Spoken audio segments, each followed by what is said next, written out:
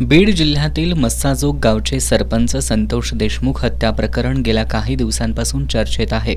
सामाजिक कार्यकर्त्या अंजली दमानिया, मराठा नेते मनोज जरांगे पाटील यांच्यासह भाजपचे आमदार सुरेश धस यांनी पुढाकार घेत हे प्रकरण लावून धरले। या प्रकरणातील संशयित आरोपी वाल्मिक कराड आणि राष्ट्रवादी काँग्रेसचे नेते आणि मंत्री धनंजय मुंडे यांचे जवळचे संबंध असल्याचा मुद्दा अनेक नेत्यांकडून उपस्थित करण्यात आलाय। मात्र नुकतीच भाजपचे आमदार सुरेश धस यांनी धनंजय मुंडे यांची भेट घेतल्याच्या वृत्तानं राजकीय वर्तुळात खळबळ उडाली आहे। यावर बोलताना आमदार सतेज पाटील यांनी ही भेट म्हणजे मराठा समाज आणि देशमुख कुटुंबियांची फसवणूक असल्याची टीका केली आहे। हा एक स्ट्रॅटेजीचा भाग आहे आणि या स्ट्रॅटेजीच्या भागातून तो टीआरपी जो काय तो काय स्पेस आहे तो दुसरीकडे कुठं जाऊ नये, आपल्याच माणसाकडे राहावा।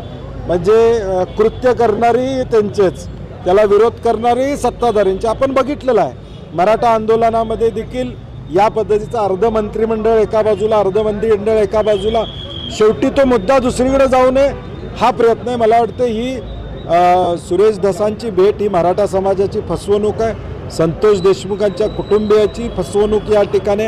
कारण की ज्या त्वेषानं ते लढत होते तो लढा आता संपला असं त्यांनी जवळजवळ भेटीतून सिद्ध झाले। त्यांची भेट खाजगी होती तर ती प्रदेशाध्यक्षांनी जाहीर का केली, आणि जाहीर केली असेल तर का ते भेटले याचे उत्तर त्यांनी देणे अभिप्रेत आहे। किंवा भेटण्याआधी त्यांनी संतोष देशमुखांच्या कुटुंबियांना सांगितलं का किंवा मी भेटायला चाललेला आहे, विचारपूस करायला चाललेला आहे, ते कुठलाही त्यातला उत्तर आम्हाला मिळत नाही। राज्य शासनाकडून शक्तीपीठ महामार्ग करण्याबद्दलच्या हालचालींना वेग आलाय।